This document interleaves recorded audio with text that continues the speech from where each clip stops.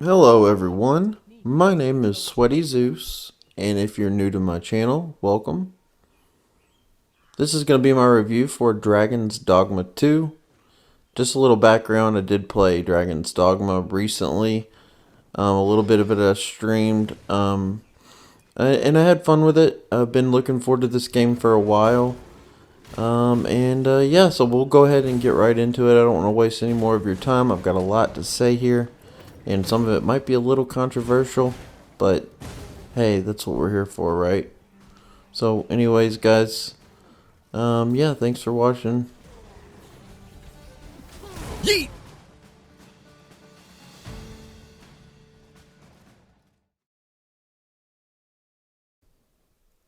Gameplay is a lot of fun. It mostly consists of juggling your stamina bar with abilities connected to your selected vocation. You can do abilities as much as you want, as long as you have enough stamina to wield them. The main thing you have to avoid in combat is running out of stamina, which leaves you vulnerable for a good while. Stunned on the ground, which gives enemies the ability to pin you, and smaller enemies to grab and drag you or fly you off like a wolf or harpy. Larger enemies like a cyclops can grab you at any time. It is fun to climb large enemies, hit their weak spots, or cut their legs out from under them and wail on their head once they fall on the ground. This is the core of the strategy in the gameplay, which isn't that deep even though it's a lot of fun. But learning which abilities work on which enemies and how to employ them or where to attack is interesting and keeps the encounters fresh for a while. Also, there's tons of freedom to win encounters. For example, you can pick up an enemy and throw them off a cliff. You could use that item you've held onto forever that one-shots any boss in the game, including the one at the very end. You can send your pawns in without you. You could draw another enemy to the fight and have them join in. It's very free and allows a lot of experimentation in how you approach fighting. This part of the game was really cool, but it does lose its luster after fighting the same enemy model for the 100th, 200th, and 300th time.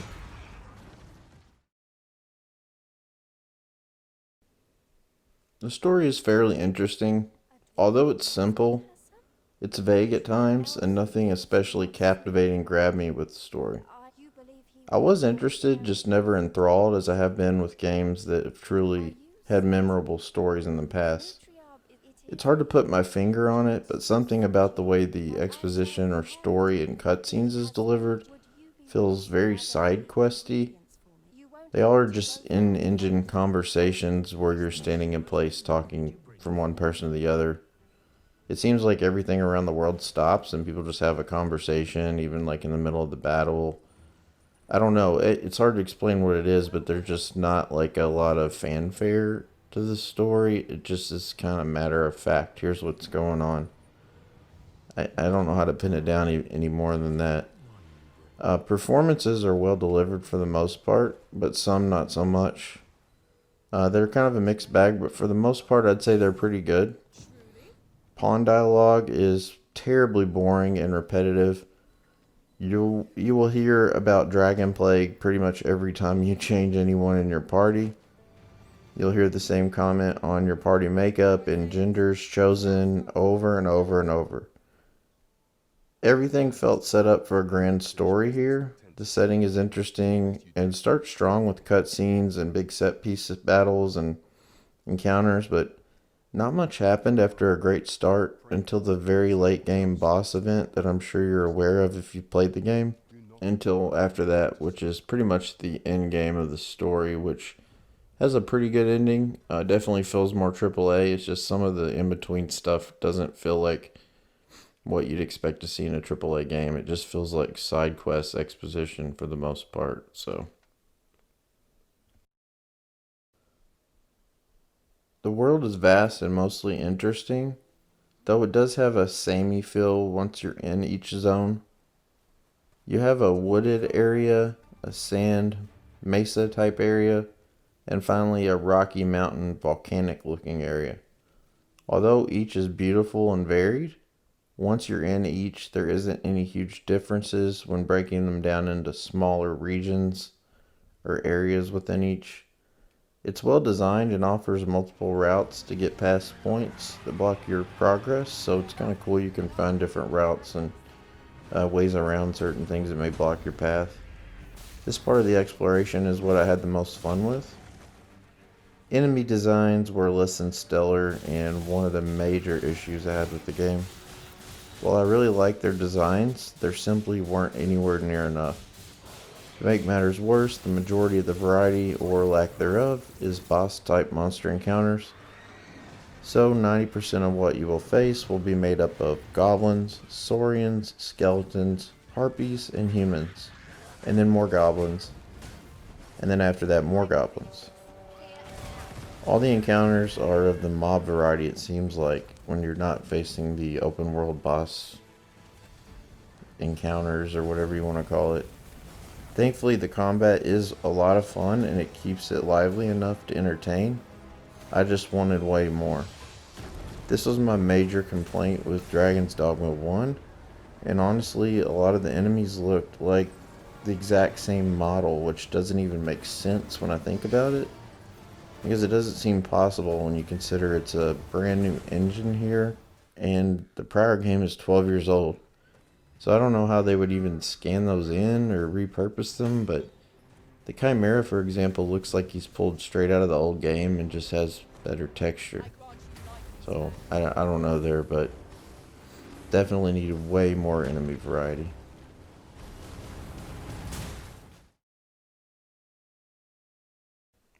Graphics are pretty good, for the most part. While nothing revolutionary, character models are pretty impressive. Some of the examples of celebrity and pop culture design characters people have made look near identical to how I would imagine a face scan. So that's a real testament to the graphics and especially the character creator, which is maybe the best one I think I've ever seen in a game as far as just pure detail and what you can create. Textures are a mixed bag throughout the game. Most are great, but I do notice from time to time pretty low resolution textures, but it's not all that common. If you're on social media much, you'll probably have seen that frame rates were the major issue people had as far as like graphics and performance. While not game breaking, if you're someone who's bothered by inconsistent frame rates, you may want to sit this one out, at least for the short term. While annoying, it wasn't enough to destroy my experience by any means. It did just slightly detract. While not unplayable, certain areas, and especially the large city of the game, and there's like a smaller city as well, struggled to maintain 30 frames per second in certain areas. In the environment during 90% of my gameplay though, things remain fairly smooth, although they would still kind of judder at times. You can cap the frame rate at 30 or uncap it, which will fluctuate between like 30 and 50 for the most part. Although I didn't have any way to measure it, I feel like I have a pretty good eye for it. There are the occasional moments where it definitely chugs below 30. When I had it set at cap 30, you could tell, there was a drastic slowdown. It does sound like we will get an update, however, that offers some sort of performance mode, so be on the lookout for that if it's super important to you.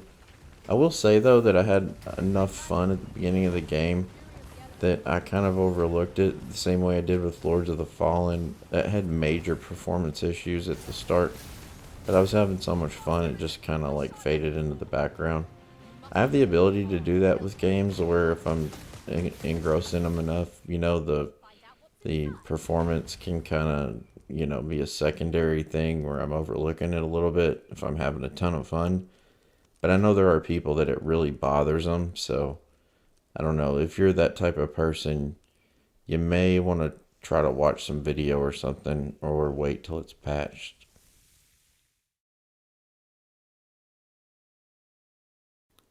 The sound effects were really good, I thought. All the weapons had kind of a distinct sound, or weapon groups, I should say.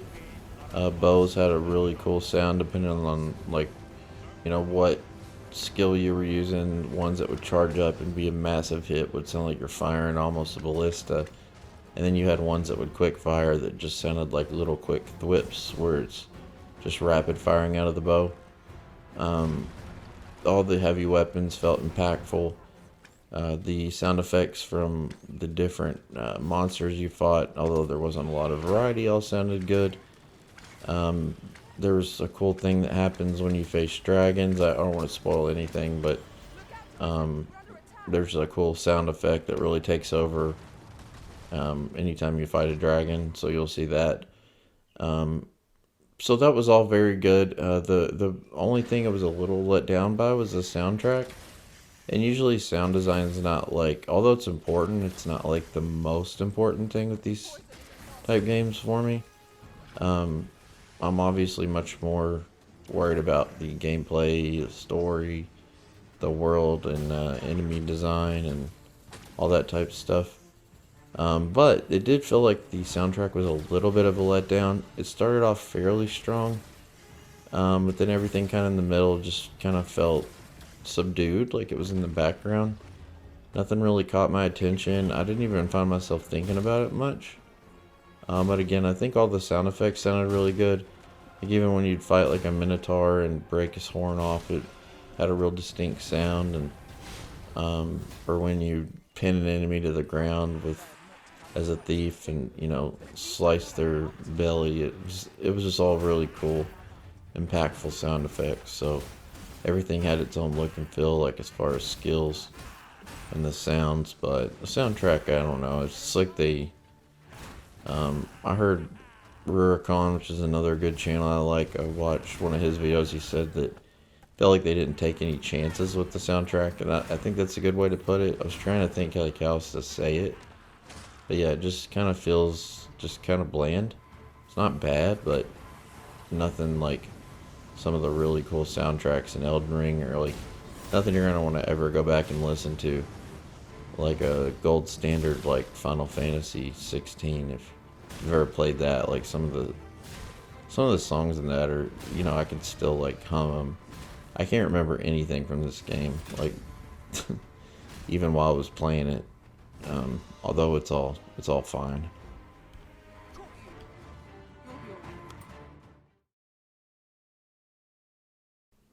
While editing this and hearing myself talk, it sounds like I really hated this game, and I don't want to leave you with that impression. I actually had a really good time, especially at the beginning. It felt like there were a few things that were just a little bit of a letdown here. And the game almost feels like a missed opportunity to me. It felt like, I don't know if it was rushed, and I'm not someone who, is always saying, oh, I hope games take 10 years to make because I want them to be perfect. Like, I want games to be out and I want to play them. But it felt like here there were some things, like maybe they didn't start even working on this game till a couple of years ago. I don't know. It just feels like for a 12-year wait, things feel a little half-baked in certain areas. It almost feels like they just reskinned the old game if it had a different story. Which is a little redundant, I know, but there wasn't a lot like new here. Although, I had a ton of fun, and when the game first started, I was having a blast. It wasn't until like, about halfway through it started showing some of the warts, which again are small. And I've said before, like when I'm having a ton of fun with a game, it can really make me overlook some of the flaws. So for a good while I didn't notice them, but towards the end, again, they started to rear their head a little bit. So yeah, there's multiple endings as well. So like if you're really enjoying the game and you feel it ends early, you might want to mess around, and there's a thing you can do that'll extend the story a little bit. That almost felt tacked on, but then when I completed it, it felt like the true ending. So I don't really know like what, if that was something they started to work on and they needed to get it out, so they kind of shortened like some of the gameplay elements in that part, or what. But anyways, I just wanted to let you know I did have a good time with the game. It just After a while, you know, you can only fight the same enemy type so many times, and do the same thing so many times in an area that looks similar to the other 35 caves you've gone through, before it loses a little bit of the luster. So there's a good core game here. It just needed like a little bit more variety in areas, if I had to sum it up in one sentence.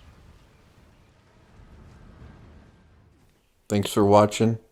Please like and subscribe, and tell me how wrong I am down in the comments. Later.